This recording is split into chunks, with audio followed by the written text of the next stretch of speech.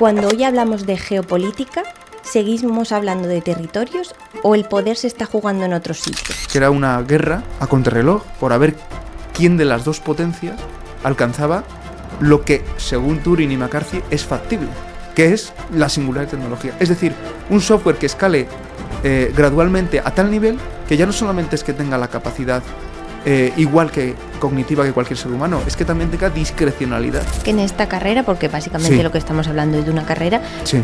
vale todo. Es decir, no hay una gobernanza global. No. Las grandes corporaciones tecnológicas de Silicon Valley tienen un poder de credibilidad y de capilarización y de penetración a nivel convincente y a nivel de poner a la población civil en contra de los estados de derecho, ya se está viendo. ¿Y la inteligencia artificial generativa era necesaria? No. Ahora es imprescindible.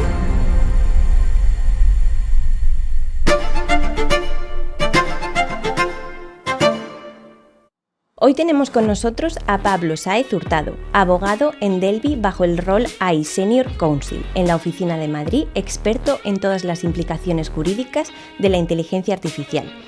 También es presidente de la Comisión Joven de ENATIC, que es la asociación por antonomasia del derecho digital en España, y la única que tiene el mimbrete oficial del Consejo General de la Abogacía Española, además de vicepresidente de la Asociación Territorio Compliance. A su vez, también es el gestor ético de Odiseya y, por si fuera poco, también es escritor y doctorando en la Universidad de Valladolid, cuya tesis aborda el impacto de la inteligencia artificial en la condición humana y su posible o no gobernanza. Bienvenido, Pablo. Muchas gracias, Miguel. Un placer estar aquí contigo. Bueno, hoy vamos a hablar de un tema muy interesante que es la geopolítica y la inteligencia artificial. Uh-huh. Y bueno, cuando hablamos de geopolítica, pues tradicionalmente pensamos en estados, fronteras, ejércitos, tratados, pero gran parte del poder vemos que se está desplazando hacia la tecnología. ¿Quién controla los datos? ¿Quién diseña las infraestructuras? ¿Qué empresas toman decisiones técnicas que afectan a la vida colectiva? Entonces, la primera pregunta que te lanzo es, cuando hoy hablamos de geopolítica, ¿seguimos hablando de territorios o el poder se está jugando en otro sitio? Pues desde luego, fantástico tema y fantástica primera pregunta de inicio.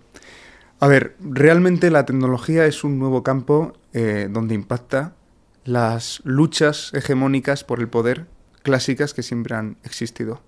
El problema es que ahora hay una metarealidad que acaba impactando prácticamente también en el mundo físico, que es la tecnología.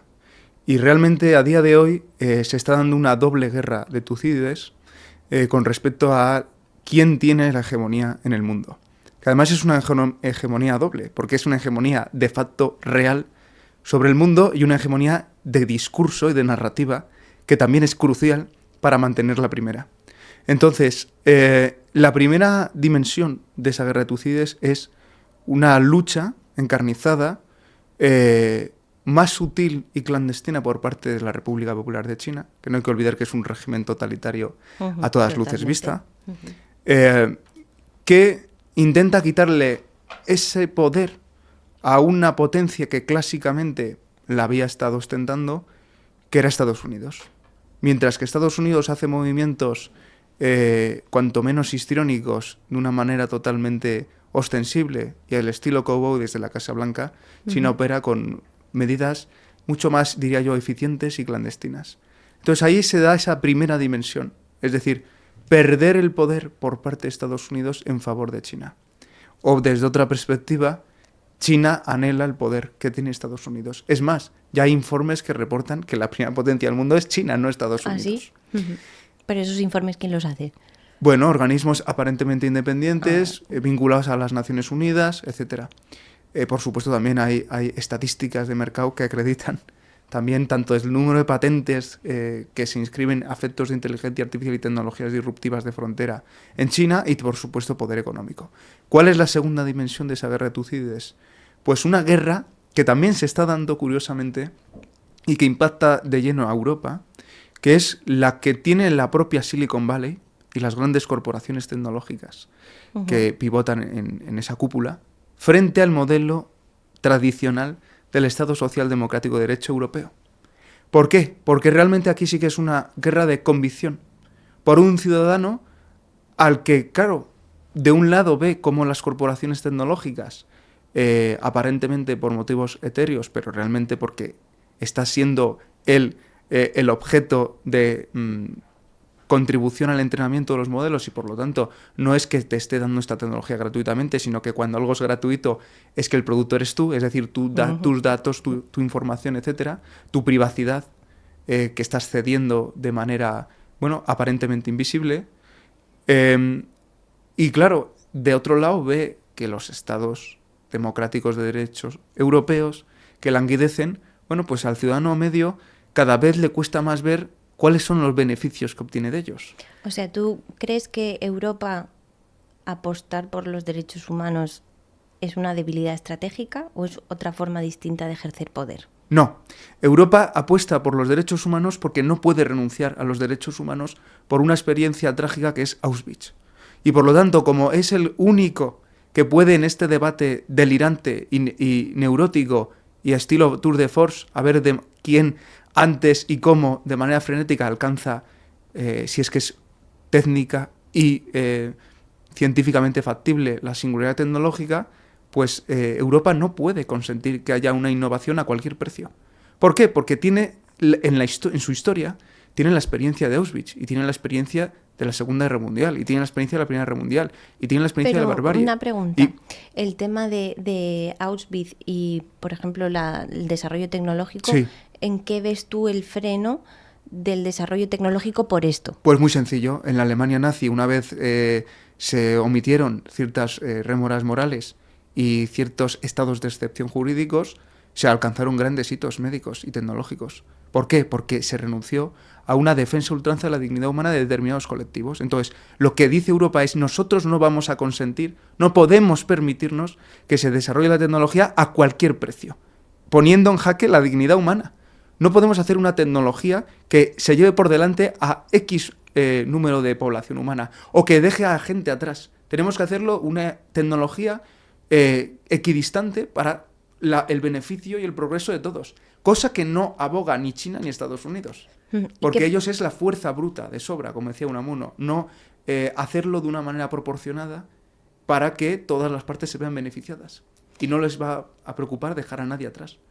Y por resumir un poco lo que estás diciendo, Sí. ¿qué modelo de poder tecnológico representa cada uno? China, digamos que podemos dividirlo en 3 bloques: China, Estados Unidos Sí. y Europa, Sí. ¿no? Así Sí. a nivel mundial. No sé si hay otro por ahí emergiendo. Bueno, está la India y los países árabes ricos, sí. Pero bueno, la guerra en sí está entre China y Estados Unidos y luego por otro lado está Europa, como dices tú, un poquito rezagada, Sí. ¿no? Entonces, ¿puedes resumirme qué modelo de poder tecnológico representa cada uno? Sí, es realmente muy sencillo. Vamos a ver. Esta tecnología emerge de Estados Unidos, de Silicon Correcto. Valley. Realmente sus orígenes, como bien sabes tú, datan del año... O sea, no la disciplina de inteligencia artificial, sino la inteligencia artificial generativa, que es la que ha llevado el boom mediático y económico, industrial, y por eso estamos aquí, que es la generativa, data del 2017, del famoso paper de DeepMind, de todo lo que necesitas es atención, ¿no? Eso es. Hassabis, Hinton, etcétera. ¿Qué pasa? Que realmente también los laboratorios open source de China también han ido desarrollando en paralelo su tecnología sin ningún problema. Las famosas medidas de contrabando que hizo la administración Biden o otras previas, ¿no? Para evitar que ellos pudieran tener un acceso más directo y sencillo a las tarjetas gráficas que les pudiera permitir la base telúrica de esta escalada, ¿no? ¿Qué ocurre? Que realmente China es un país mucho más tecnologizado que Estados Unidos de promedio, ¿vale? Porque Estados Unidos no es Nueva York, también tiene Luisiana y tiene Mississippi y tiene... Ya, que ¿sabes? cuando hablamos de Estados Unidos tecnológico, efectivamente. igual nos centramos en ¿Por Nueva qué? York, etcétera. Eso es. ¿Por qué en China es tan importante la tecnología? Porque es un instrumento de mantenimiento del poder. Porque es un país muy extenso y es un poder ultra tecnologizado, pero también ultra vigilado y monitorizado en tiempo real desde todas las perspectivas.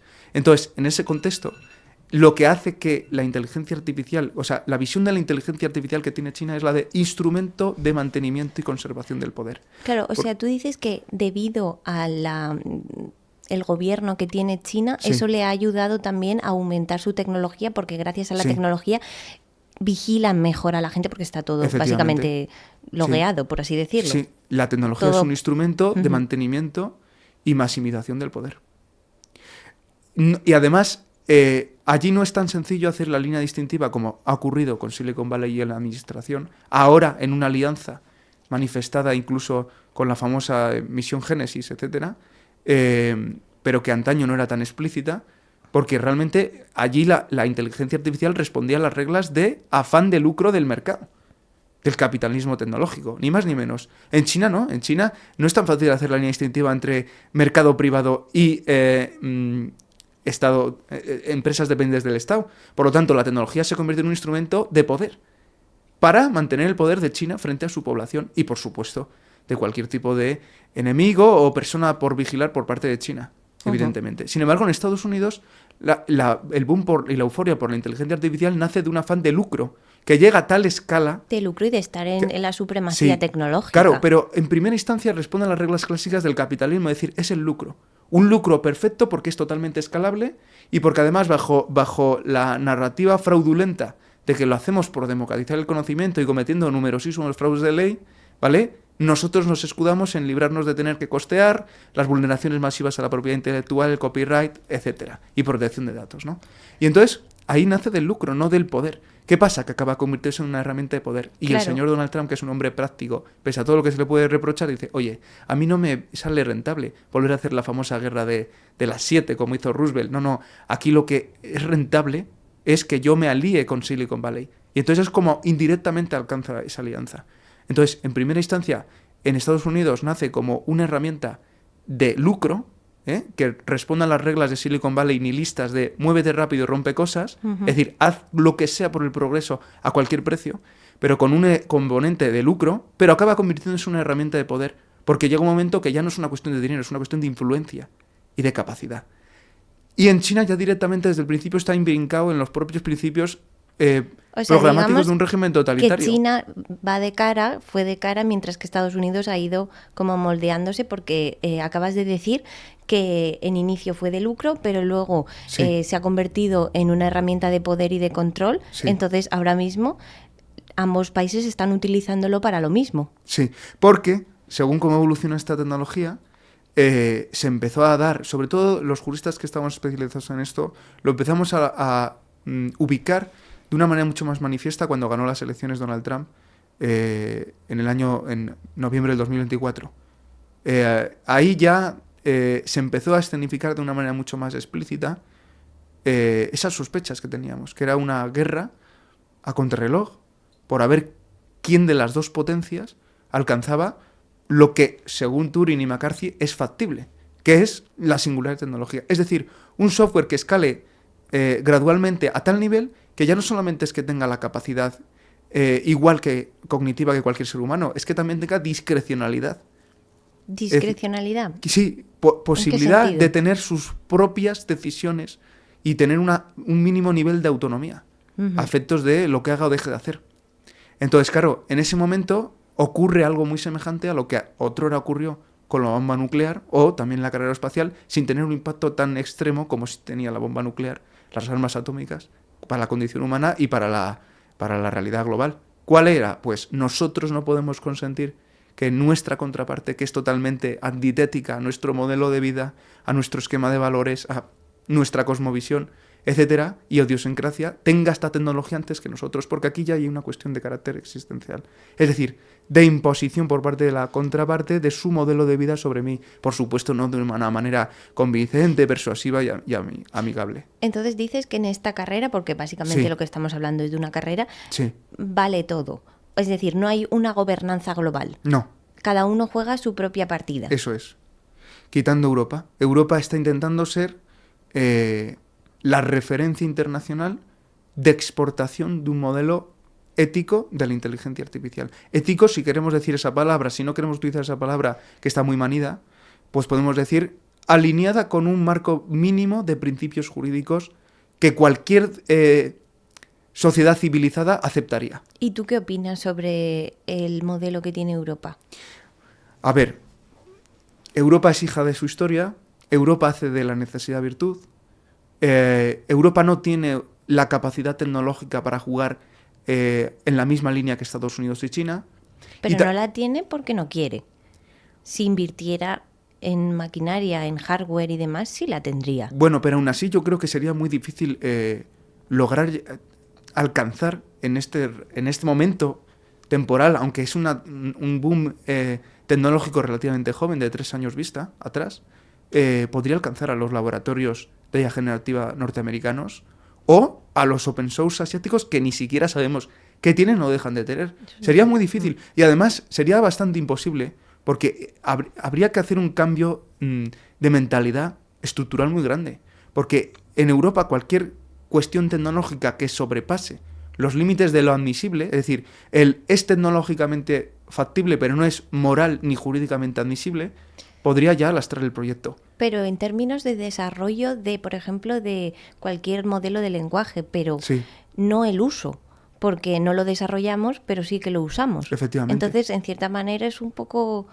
No lo desarrollo, pero sí que lo uso. Sí. Entonces, ahí ¿por qué no estoy sobrepasando los límites morales y éticos? Bueno, pues porque Europa ha determinado ejemplo, que haya un marco jurídico muy potente con unas sanciones bestiales, donde además hace énfasis en el uso. Y hay usos que en Europa no son admisibles si no cumples una serie de exigencias. Bueno, usos a lo mejor a nivel empresa, esto igual me equivoco porque no soy jurista, pero uso individual, yo puedo usarlo como quiero. Efectivamente, ¿no? el uso doméstico en el Reglamento Europeo de Inteligencia Artificial, si tenemos en puridad que atenernos a su tenor literal, está totalmente exento. Por eso, ahí porque no es un reglamento de seguridad industrial. Bueno, pero eso no quita que solamente por dar un poco que de el particular contrapunto. Cuando hace con Croc, como hemos visto en los escándalos recientes, coge una imagen, la edita, pone a una persona que no estaba en su condición de origen en bikini o incluso la desnuda y la difunde sin su consentimiento expreso, previo, ex ante, antes de hacer ese ejercicio, no tenga una responsabilidad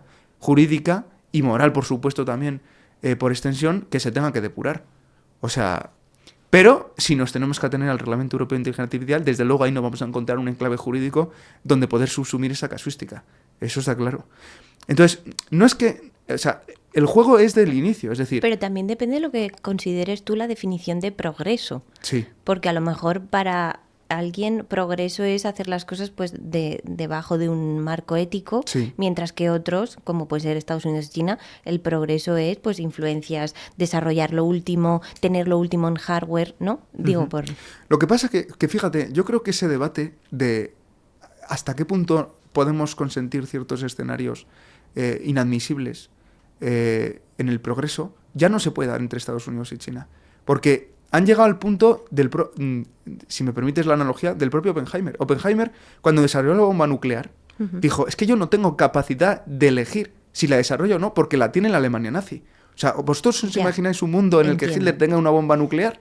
No quedaría Londres, ni París, ni Nueva York, ni Los Ángeles. Entonces, concepto, sí. No tenía capacidad de elegir Oppenheimer. Entonces, tampoco China y Estados Unidos tienen capacidad de elegir. A mí, cuando siempre aparece, incluso desde el punto de vista de un profesional liberal y de su mantenimiento a nivel de supervivencia en el mercado laboral, en una regla de competitividad y de economía de mercado a escala industrial que va a alcanzarse inminentemente, eso de yo tengo que preguntarme si la puedo usar o no, está usted muy confundido. Es que usted no tiene capacidad de elegir. Porque usted tiene un margen de maniobra muy reducido. Porque, claro, si usted decide no usarlo, los compañeros suyos, que son su competencia, ya lo están usando. Entonces está perdiendo ventaja competitiva y le va a ser muy difícil mantener su ticket o sus servicios, etc. Y eso es lo mismo que pasa con Estados Unidos y China. ¿Nosotros tenemos la posibilidad de elegir? Sí, porque somos Europa y somos la tierra de Sócrates, de Kant, y la que ha tenido las experiencias más monstruosas de la condición humana. Entonces, para nosotros no podemos permitirnos un progreso a cualquier precio.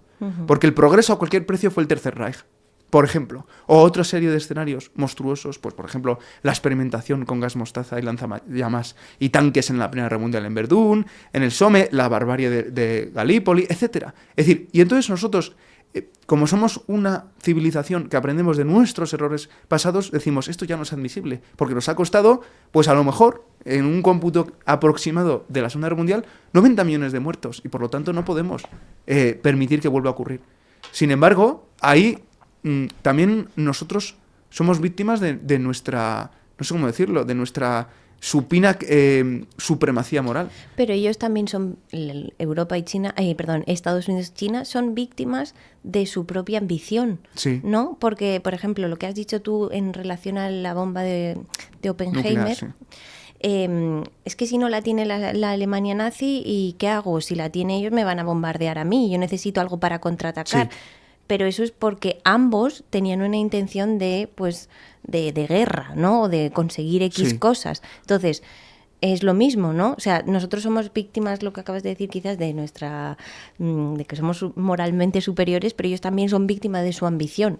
Bueno, pero es que eso es una condición de partida que ya no se puede debatir, porque ya está esa carrera ya. Sí, ya está, estamos el problema, en ella, sí. Pero realmente no es una cuestión de Estados Unidos o China, es de la condición humana en sí misma. Es Eso decir, sí, al final llegamos un poco al punto de que es esto. Sí, de un absurdo, Sí. como diría Camus Sí, o Sartre, sí. los existencialistas franceses, pero realmente el problema es otro. Es decir, el hombre está tan acomplejado de que llegó al mundo sin tener dilucidada y discernida su propia naturaleza y conexión con respecto a quién le creó, que realmente ahora empieza a jugar porque tecnológica y científicamente puede ser factible a que sea él creadora. Entonces ahí está el problema. En Europa no vamos a consentir que haya que seamos creación creadora a cualquier precio, porque el precio a pagar es muy alto y está totalmente en contra de nuestros principios y valores rectores. ¿Qué pasa? Que como nosotros no somos la única pieza en el puzzle del mundo, pues hay otras personas que ya han decidido dar ese paso. Y ahora, estamos a su merced. El precio a pagar. Sí. Esta carrera no tiene ningún tipo de coordinación. No. ¿Quién asume los daños que se están generando? ¿O qué daños ves tú que se pueden generar? Pues fíjate, yo francamente diría... Esto es una pregunta muy compleja, ¿no? Entonces, yo diría francamente que la inteligencia artificial, independientemente de a dónde escale, es posiblemente una de las mayores amenazas contra la existencia de la vida en la Tierra, no solamente la vida humana, que existe. ¿Tú crees? Sí, porque, vamos a ver, vamos a ir por partes. Que alcancemos la singularidad tecnológica. Pero, ¿cómo podemos ser tan arrogantes y temerosos y necios de creer que un software infinitamente más capaz a nivel cognitivo y sin ningún tipo de raigambre de sentimiento que le pueda limitar, de una manera totalmente aritmética, matemática, gélida, tú eres matemática, es decir, pero también objetiva y aparentemente neutral, se va a supeditar a las reglas o no de alineamiento ético-moral de su gestador. ¿No? ¿Por qué no? Pues porque si tiene una capacidad discrecional podrá hacer cuanto le venga en gana. Por lo tanto, cuando dices capacidad discrecional, ¿te estás refiriendo a...? Me estoy refiriendo a las propias premisas conceptuales de lo que Turing y McCarthy definía de la singularidad tecnológica. Es decir, un software que tenga capacidad de autonomía volitiva. Aunque sea totalmente antiintuitivo y una absoluta antropoformización, alegar que un software pueda tener nada más y nada menos que autonomía de la voluntad, es decir, voluntad propia. Pero realmente es una de las son las premisas conceptuales. Yo aquí de lo que... discrepo lo del tema de que no puedas hacer un software que tenga tus valores éticos, porque tú eres quien lo diseña. Sí. Y que quien le mete los datos suficientemente éticos como para que esto aprenda y, bueno, genere cosas. Entonces, yo ahí sí que comparto mucho el tema de Europa. A nivel desarrollo, creo que eso es posible si el humano lo quiere. O sea, si el humano decide, no creo que las máquinas vayan a decidir sobre nosotros ni tengan capacidad de decisión. Por su propia naturaleza, me refiero, sí, técnica. Sí. Bueno, realmente a mí no me gusta jugar lo de las máquinas, sino digo más bien software. Eso en primer lugar. En segundo lugar, bueno, la inteligencia artificial generativa también tiene márgenes de maniobra inexplicables.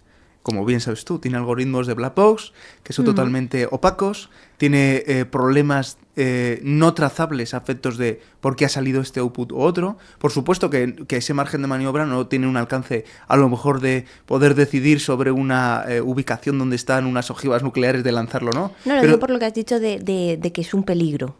Sí, pero...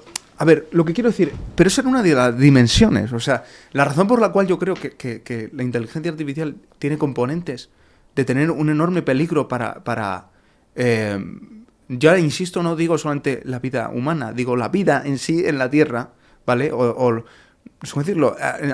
riesgos existenciales, ¿vale? Es porque además tiene un componente en perpetuum mobile, es decir, es dinámica, no es estática. Una bomba nuclear, por supuesto que a nivel objetivo y a nivel de alcance, sobre todo la de hidrógeno, tiene una capacidad destructiva infinitamente mayor que un software, ¿vale? Pero una bomba nuclear tú la tienes ahí y es un objeto, o sea, es estática, ahí está. Es decir, alguien tiene que hacer un curso de acción para moverla de un lado a otro y lanzarla sobre una ciudad llena de almas humanas.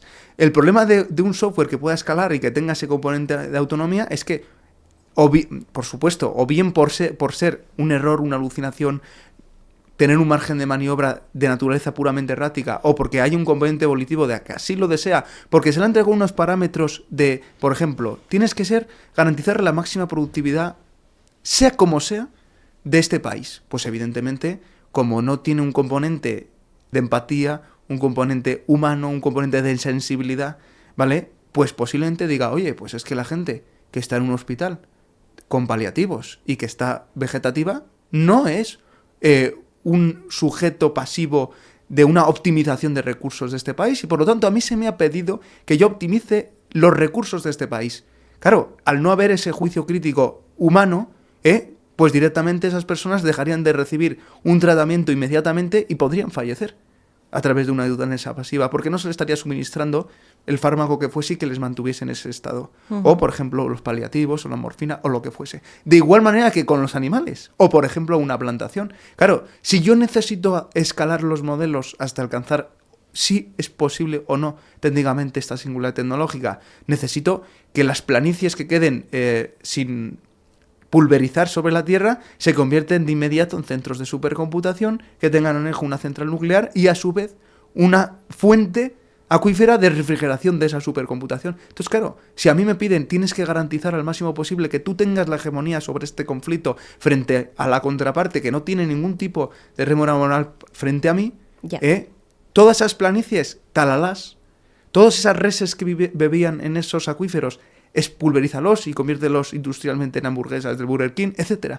Entonces, ahí es lo que quiero decir, que tiene un componente de riesgo existencial independientemente de que sea factible o no, que tenga una discrecionalidad independientemente o no de todo el margen de problemáticas que se puedan derivar o dimanar del tema de las alucinaciones. Es decir, imagínate la peligrosidad que tiene implementar inteligencia artificial en el control o no de un silo de misiles nucleares, y que pueda cometer una alucinación, y que de repente envíe un misil interbalístico desde, desde Japón hasta Estados Unidos por un error, claro, y Estados Unidos no sepa de dónde viene. Pero eso ha ocurrido en la historia siempre con la tecnología, ya sea, sin ir más lejos, un tren. Sí.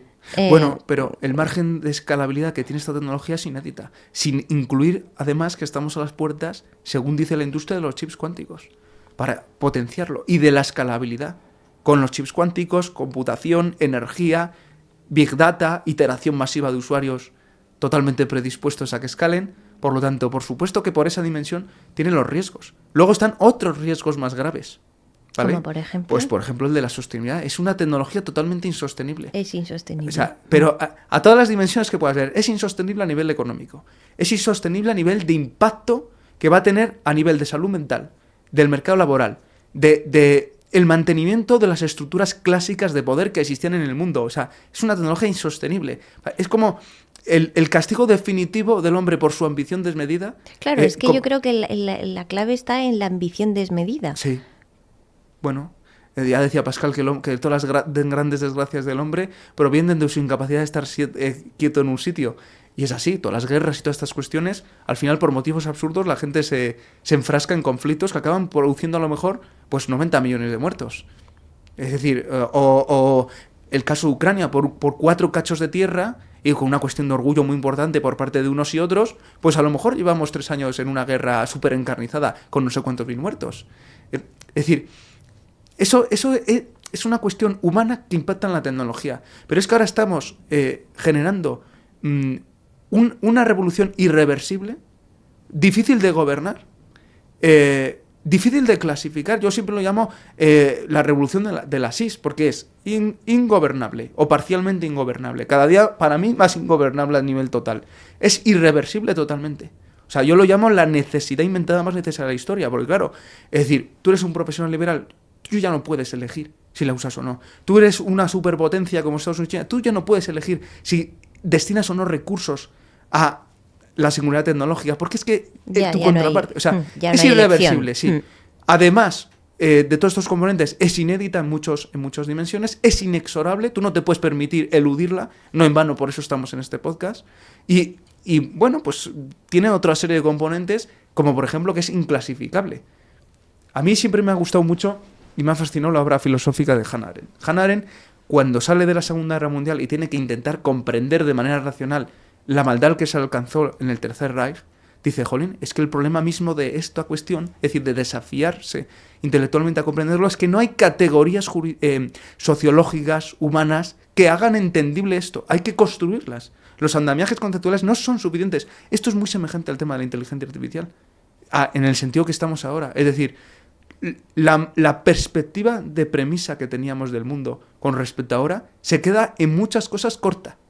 Y esa falta de andamiajes conceptuales, esa falta de altura de miras es lo que está llevando a que no estamos percibiendo el nivel de alcance del riesgo de lo que estamos haciendo. Porque esto está muy bien jugar con esta cuestión, pero ¿qué ocurre cuando se llegue o no a esa singularidad tecnológica? ¿Lo vas a desplegar para ayudarte a controlar a la población humana? Es decir, va a ser muy difícil de determinar el alcance, ¿no?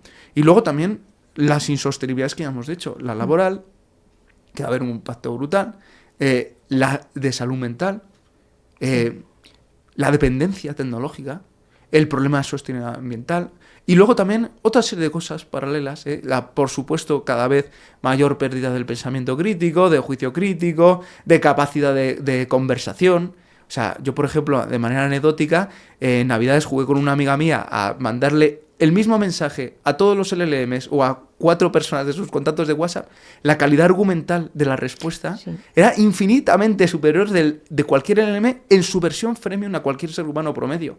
Incluso de colectivos, pues de profesiones liberales que han tenido un componente educativo muy importante. Entonces, todos esos impactos van a llegar y están llegando ya. Entonces, nos hemos autofabricado, es como lo de Prometeo, es decir, yo robo de los dioses el fuego, se lo doy a los hombres sin ninguna pauta y al final ¿qué acaban haciendo? Que tienen la antorcha en la mano y se acaban quemando. Entonces, y tiene otro problema que es estructural y sistémico, que no tiene nada que ver con solo la IA, pero que impacta totalmente, que es el nihilismo extremo que hay en el mundo. Sí.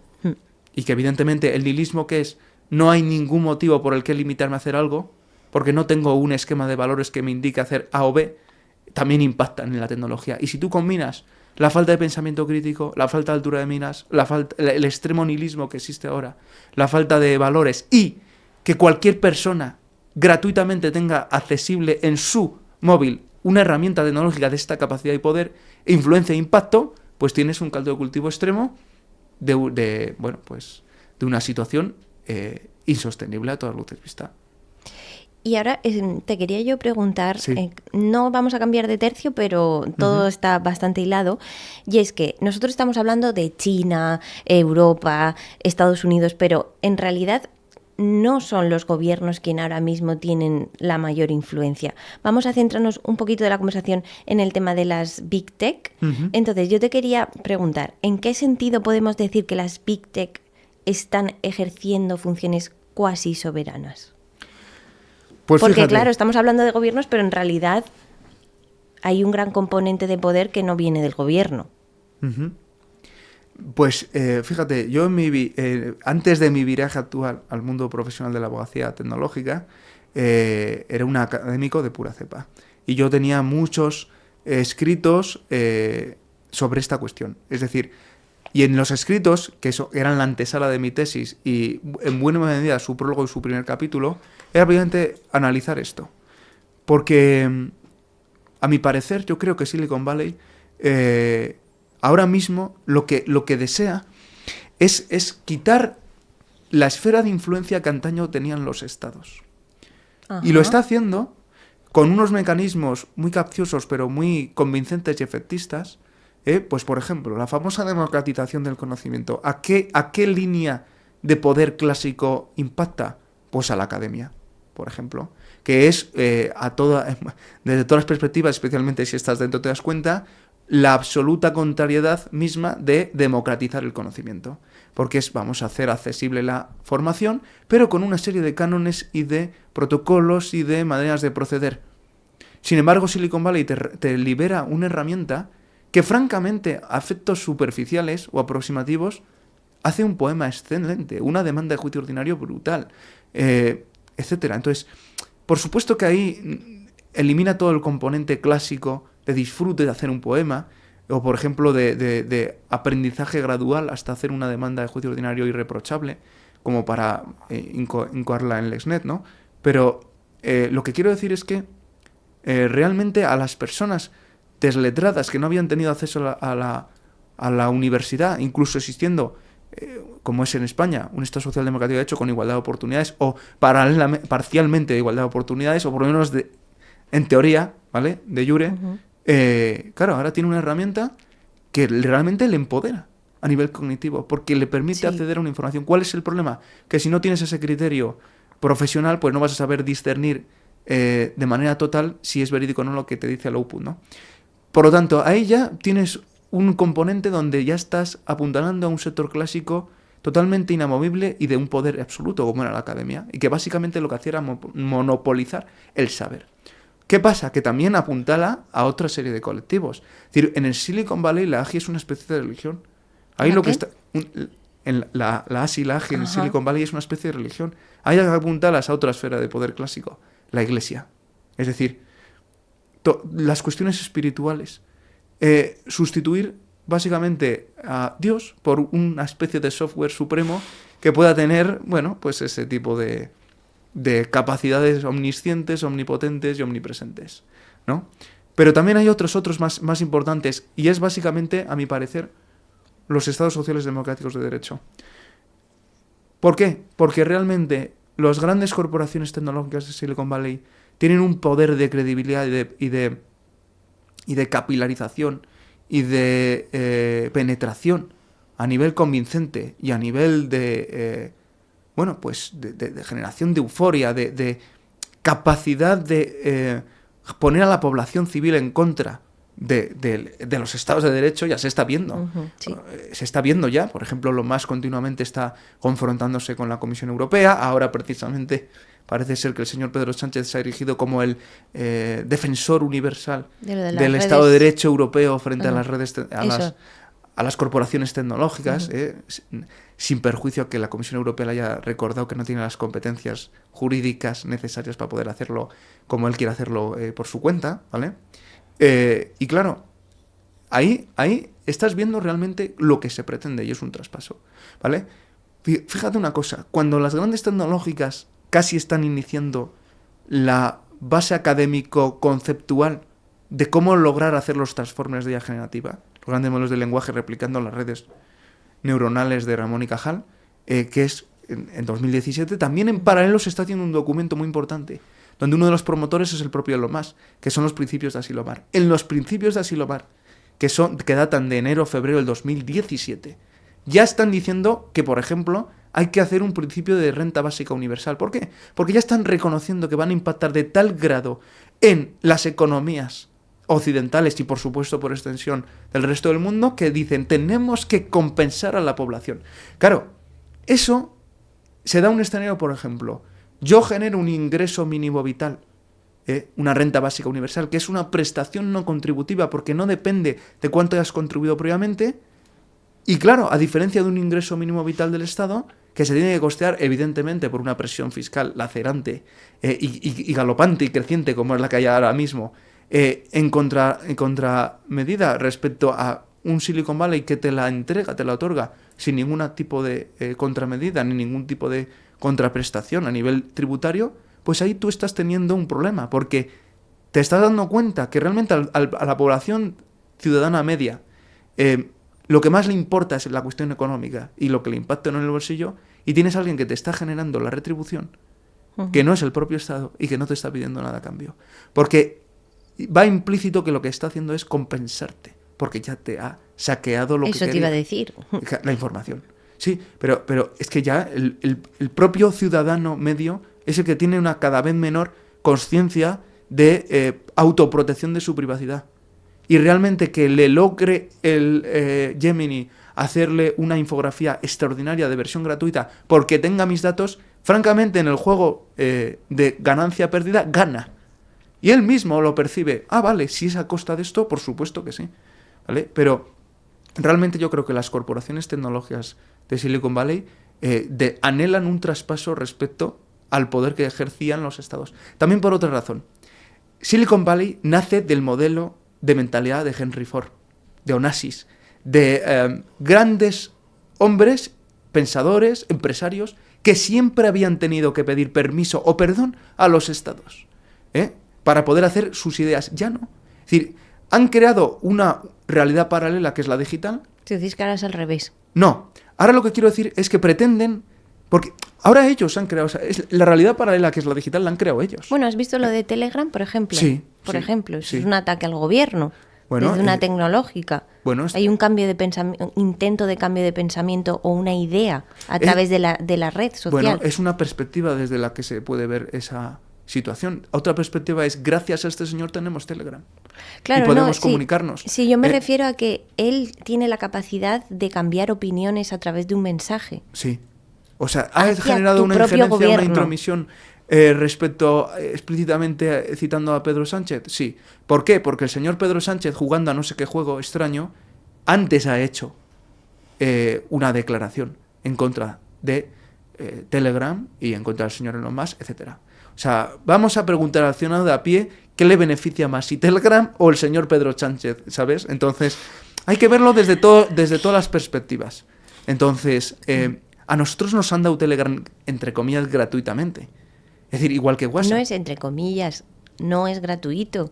Bueno, evidentemente la no data pagas. Es el precio, sí, claro. Es el precio a pagar.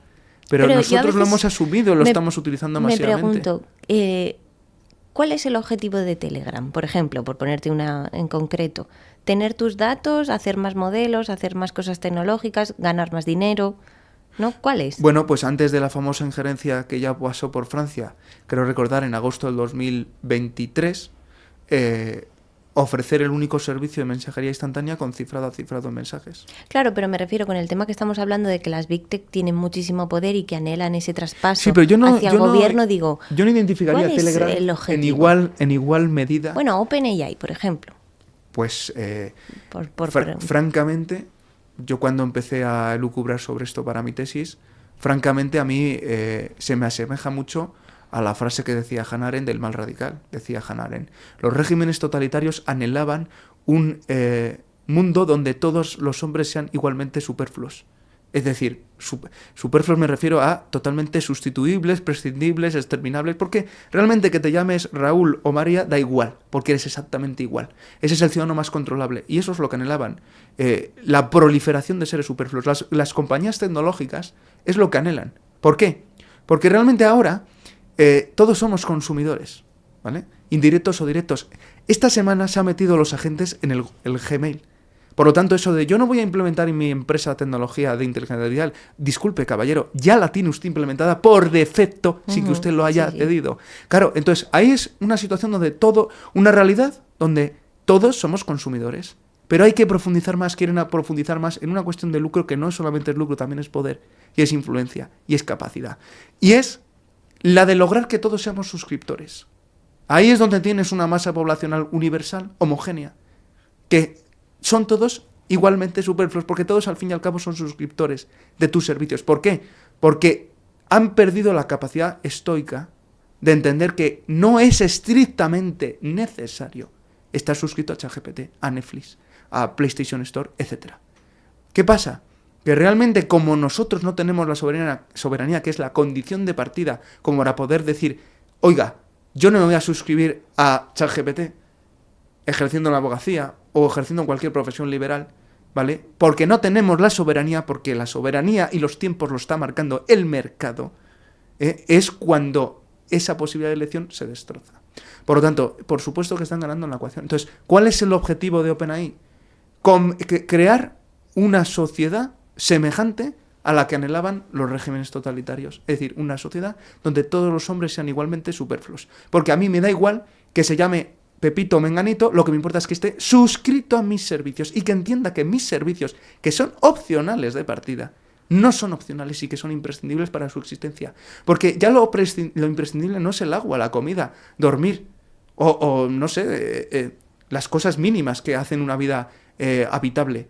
Es el Netflix, el Spotify, el ChatGPT, el Gemini, etc. Y eso es un poder extremo y una anulación total del pensamiento crítico del ser humano universal. Es decir, la misma filosofía que un régimen totalitario. Anulo la capacidad crítica de la población y le hago creer que algo es imprescindible cuando no lo es. ¿Y eso qué es? Pérdida de poder soberana del ciudadano medio. Pérdida de pensamiento crítico, pérdida de juicio propio. Es decir, lograr una sociedad donde todos los hombres son igualmente superfluos. ¿Y qué crees que acciones está haciendo el gobierno, cualquier gobierno, para limitar ese poder? Pues realmente, si fuera antes del 2024, cuando ya se escenifica de manera explícita la contrarreloj, ninguno que tuviera un impacto que sea capaz de equilibrar la balanza. Pero es que ahora ya no es posible, porque las propias corporaciones... Es que el problema es que está muy vinculado con la frase que yo digo. Es decir, es la necesidad inventada más necesaria de la historia. ¿Por qué? ¿Era necesaria la bomba nuclear? Pues no lo sé. Realmente la bomba nuclear tenía un componente, se creía, disuasorio, y efectivamente lo acabó teniendo. ¿Era necesaria la carrera espacial? No lo sé. Si al final se dan unas condiciones de no habitabilidad en la Tierra, pues sí es necesaria. ¿Y la inteligencia artificial generativa era necesaria? No. Ahora es imprescindible. O sea, es una cosa no necesaria que se ha convertido en necesariamente. Los gobiernos, especialmente el gobierno de España, que duda cabe, no tienen ningún tipo de capacidad de influencia de reducir el ámbito de poder de las grandes corporaciones tecnológicas. Porque además tienen otra cosa que necesitarían y no tienen, que es capacidad de convicción de los que las utilizan. Va a salir Pedro Sánchez a la palestra y le va a decir a todas las personas que utilizan los modelos de IA generativa y que han generado objetivamente un beneficio en sus vidas porque ahorran 4 o 5 horas que antes no tenían, que pueden estar con sus hijos, a decirles, oiga, déjenlas de utilizar, que yo tengo un modelo como es Alia, que es sostenible y tiene las 5 lenguas cooficiales. No tiene capacidad de convencer, no tiene capacidad ni siquiera de acreditar mínimamente un discurso convincente basado en hechos fácticos demostrables, objetivos, que pueda contrarrestar el poder de las Big Tech. O sea, es así de simple. El problema es que tenían que ser los estados los que garantizasen esa felicidad, ese interés general, pero no lo han hecho. No lo han hecho. Y por lo tanto, Silicon Valley lo ha capitalizado. Punto. Mira, cuando yo empecé a estudiar todo esto, me di cuenta de una cosa. En los años 80, cuando empieza a emerger todo el tema digital e internet, hay una especie de contubernio entre los profesionales de la salud, es decir, los psicólogos, etcétera, y las grandes corporaciones para entender una cosa muy simple. Es decir, oye, nosotros tenemos que entender cuáles son las miserias del ser humano. Pues el ser humano suele estar acomplejado, suele necesitar el amor, etcétera. Y nosotros vamos a construir todo un mundo digital de servicios masivos en base a esas miserias y a esas necesidades. Claro, en ese momento en el que tú tienes una alianza entre los que tienen que velar por el estado de la salud mental, o quien mejor conoce, mejor dicho, la naturaleza de la situación, de la condición humana y lo que puede necesitar para suplir sus carencias, sus defectos, sus condiciones de partida, y creamos un sistema de servicios masivo digital en torno a eso, es invencible. Porque tú has tenido que ir a la propia esencia de lo que falta y has dado una apariencia de servicio que lo suple. Y por lo tanto, es decir, ahora mismo el ciudadano medio percibe a los estados de una manera mucho más negativa que... ¿Por qué? Porque los estados va uno a la administración pública y ve trabas, ve cómo está el tema de la presión fiscal y es que es delirante. Es decir, entonces, claro, entre una corporación tecnológica que aparentemente me da una herramienta que a mí me libera 5 o 6 horas a la semana de trabajo y me permite estar con mis hijos en el parque o con mi perro paseando, lo que me venga a mí en gana hacer, frente a un Estado que cada vez es más requerimientos, impuestos, exigencias, guías que no sirven para nada, declaraciones solemnes que no se aterrizan nunca, pues francamente es lógico que el ciudadano medio no tenga ningún tipo de convicción respecto a una parte con otra. El problema es que efectivamente ellos lo han visto, lo han capitalizado y es totalmente irreversible. Es decir, entonces se está produciendo un traspaso. Totalmente de acuerdo. Bueno, como quedan 5 minutos, te voy a hacer una última pregunta. Muy bien. en mi opinión, estamos describiendo un escenario un poco negativo, ¿no? Bueno, Sí. entonces yo te pregunto, ¿hay algo que te dé esperanza en este escenario? A ver. A ver, está claro que, por ejemplo, con esta tecnología, sin perjuicio a tener que cumplir con todos los guardarraíles que además tú monográficamente has tratado en estas sesiones, pues va a ayudar, por supuesto, en el ámbito sanitario y va a permitir acceder a espacios que se ignoraban porque eran invisibles al ojo clínico humano para poder revertir en curación masiva de la población, nuevas fronteras, etcétera, que generen un bienestar. Pero francamente, si tengo que apelar a mis íntimas convicciones, creo que el resultado es mucho más negativo que el positivo. Creo que el ser humano ¿cómo decirlo? Ha vehiculizado y canalizado y proyectado todas sus problemáticas existenciales en la tecnología que estamos hablando, en la inteligencia artificial. Y creo francamente que al haberlo hecho, primero lo ha hecho totalmente necesario y segundo lo ha hecho totalmente impredecible. Entonces, claro, al focalizar todas las esperanzas en un software que aparezca y que nos libere de X cosas, como por ejemplo la carga de pensar, la carga de decidir, etcétera, lo que vamos a encontrarnos son situaciones realmente, pseudoapocalípticas. Es decir, y además hay otro problema, que es que los seres humanos no habitamos solos el mundo. También tenemos una fauna y flora que se nos entregó su protección. Y francamente, la inteligencia artificial tiene un componente replicativo a efectos de lo propio humano, pero también destructivo de lo que sea necesario para lograr esa replicación. Entonces, es verdad que hago mucho énfasis en la sostenibilidad ambiental, sí, pero es que claro, si nosotros dejamos al arbitrio y al albur de un software, insisto, que no tiene ningún tipo de sentimiento, ¿cuál puede ser el grado de aportación de un perro a la sociedad? Francamente, desde ese juicio objetivo, crítico, matemático, analítico, dirá, no aporta nada. Ahí está este animal que está ahí sentado, solo genera un gasto. Y claro, si nosotros dejamos a su arbitrio la gestión... te aporta amor. Sí, pero es que ese es el problema, que es que un algoritmo y un software no entiende que un animal aporte amor, ni calidez a una casa. Eso no lo puede entender. Puede entender parámetros, no sé cómo decirlo, incardinables y entendibles a nivel matemático. Francamente creo que... Bueno, ahí te discrepo, porque me queda poquito tiempo, pero discrepo que no se pueda configurar de alguna manera o explicarle una especial sensibilidad, empatía / amor a una máquina. A un software, yo diría. A un software, bueno. Sí. Pero bueno, muchísimas gracias por venir. Ha sido una conversación súper interesante. Sí, hay que hacer segunda parte. Sí, totalmente, porque yo creo que tú te puedes quedar aquí horas y horas hablando. Bueno, yo también escuchándote. O sea que muchísimas gracias y espero que repitas. Muy bien, Lidia, un placer inmenso y muchas gracias a ti por la invitación. Espero que les guste mucho a los que vean el podcast. Yo creo que sí.